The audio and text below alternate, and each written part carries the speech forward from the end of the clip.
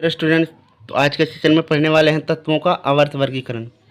ये टॉपिक जो है कि क्लास 10th और अदर इम्पोर्टेंट, क्योंकि जितने भी कॉम्पिटेटिव एग्जामिनेशन होते हैं सभी के लिए इम्पोर्टेंट है, क्योंकि सभी एग्जामिनेशन में जो कि इस टॉपिक से क्वेश्चंस बनते हैं। तो वीडियो इंटरेस्टिंग रहने वाला है और आप नए हैं तो प्लीज़ सब्सक्राइब कीजिएगा और बन रहिएगा। चलिए वीडियो को शुरू करते हैं। हमारे आसपास के पदार्थ तत्व मिश्रण एवं यौगिक के रूप में उपस्थित रहते हैं। तत्व ऐसे पदार्थ जो एक ही प्रकार के अणुओं से मिलकर बनते हैं तत्व कहलाते हैं। तो उदाहरण के लिए सोडियम, सोना, मैग्नीशियम, ये सभी एलिमेंट्स हैं। अभी तक 118 तत्व ज्ञात हो चुके हैं। अब बात करते हैं वर्गीकरण की आवश्यकता क्यों पड़ी। तत्वों को सुव्यवस्थित ढंग से पढ़ने के लिए तथा उनके अध्ययन को आसान बनाने हेतु उनको वर्गीकृत किया गया। अब इनमें पहला आता है नियम डोबेराइनर का त्रिक नियम, है ना। ट्रिक क्या था इसका? जब तत्वों को उनके बढ़ते हुए परमाणु भार के अनुसार क्रमवार लगाया जाए तो 3 तत्वों के समूह प्राप्त होते हैं, जिन्हें त्रिक कहा जाता है। त्रिक के मध्य तत्व का परमाणु भार अन्य 2 तत्वों के परमाणु भार का माध्य होता है, मतलब एवरेज होता है। जैसे यहाँ पे एग्जांपल में आप देख पा रहे हैं, जैसे तत्व है और ये परमाणु भार, तो यहाँ पे जो स्ट्रोंशियम का जो भार है वह जो है कि कैल्शियम और बेरियम का जो है कि एवरेज आता है इन दोनों को जोड़ने पे। सीमाएं क्या थी इस नियम का? उस समय तक ज्ञात तत्वों में केवल 3 त्रिक ही ज्ञात कर सके थे ना, तो केवल 3 ही त्रिक था, तो जिसके द्वारा जो कि सभी तत्वों का जो है कि विश्लेषण नहीं कर पा सके थे। डोबराइनर के त्रिक जैसे देखें यहाँ पे लिथियम, सोडियम, पोटेशियम, उसके बाद कैल्शियम, स्ट्रोंशियम, बेरियम, उसके बाद क्लोरीन, ब्रोमीन एंड आयोडीन। तो ये जो है कि 3 त्रिक थे डोबेराइनर के। अब बात करते हैं न्यूलैंड्स का अष्टक सिद्धांत क्या था। न्यूलैंड्स ने तत्वों को बढ़ते परमाणु भार के क्रम में व्यवस्थित किया तो पाया कि प्रत्येक 8वें तत्व के गुण पहले तत्व के समान थे, है ना। इसकी तुलना संगीत के अष्टक से की गई तथा इसलिए अष्टक का सिद्धांत कहा गया। उदाहरण लिथियम एवं सोडियम के धातु गुण समान है जब इन्हें सीरियल नंबर 1 से 8 तक जब जो ही लिखा जाए। उसके बाद देखें सीमाएँ क्या थी इस नियम की। यह नियम केवल कैल्शियम धातु हल्के तत्वों पर तक लागू होता है। नए तत्वों के गुण इस सारणी में मेल नहीं खाते। सारणी में तत्वों को संबंधित करने के लिए न केवल 2 तत्वों को एक साथ रखा गया बल्कि असमान तत्वों जिनके गुणों में कोई समानता नहीं थी एक स्थान में रख दिया गया।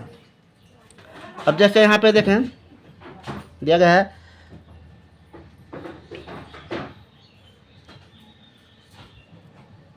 चलिए अब इसमें बात करते हैं मेंडलीव की आवर्त सारणी। तत्वों के भौतिक तथा रासायनिक गुण इनके परमाणु द्रव्यमानों के आवर्त फलन होते हैं। मेंडलीव की आवर्त सारणी तत्वों के रासायनिक गुणों पर आधारित है। इसमें 8 ऊर्ध्वाधर स्तंभ हैं जिन्हें समूह कहते हैं तथा 7 क्षैतिज पंक्तियां हैं जिन्हें आवर्त कहते हैं। मेंडलीव की आवर्त सारणी की उपलब्धियां क्या क्या थी, चलिए अब इसका बात करते हैं। यहाँ पे अज्ञात तत्वों के लिए रिक्त स्थान छोड़े जैसे स्कैंडियम, गैलियम तथा जर्मेनियम। उसके बाद समान गुणधर्म वाले तत्वों को एक स्थान मिल गया। पिछली व्यवस्था को छेड़े बिना ही अक्रिय गैसों का पता लगने पर उन्हें अलग समूह में रखा जा सकता था। सीमाएं समस्थानिक की स्थिति स्पष्ट नहीं की।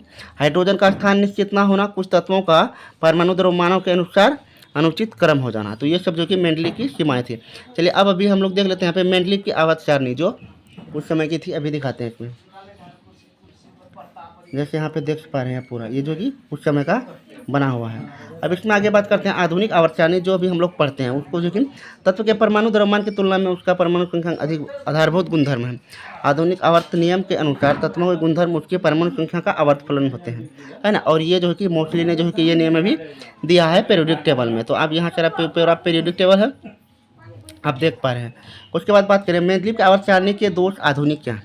मेंडलीव आवर्त सारणी द्वारा दूर हो गए।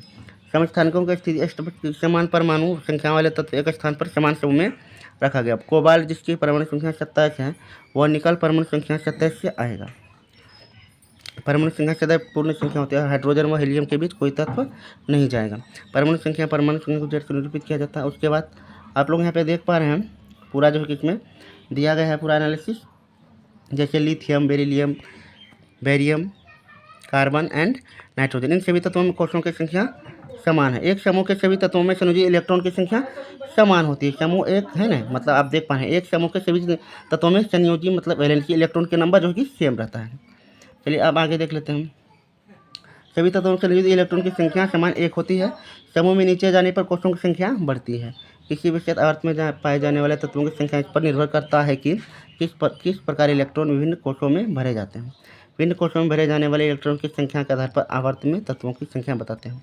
किसी को चलिए उसके बाद अब यहाँ पे देख लेते हैं, है ना। ये सारा जो आधुनिक आवर्त सारणी की प्रवृत्ति संयोजकता क्या है, परमाणु साइज सभी सारे यहाँ पे गुणधर्म दिए गए हैं, है ना, रिएक्टिविटी, उसके बाद आधुनिक गुणधर्म क्या है, ये सारे इसमें दिए गए हैं। आप लोग जो है इससे देख के जो है कंप्लीट कर सकते हैं। And thanks for watching.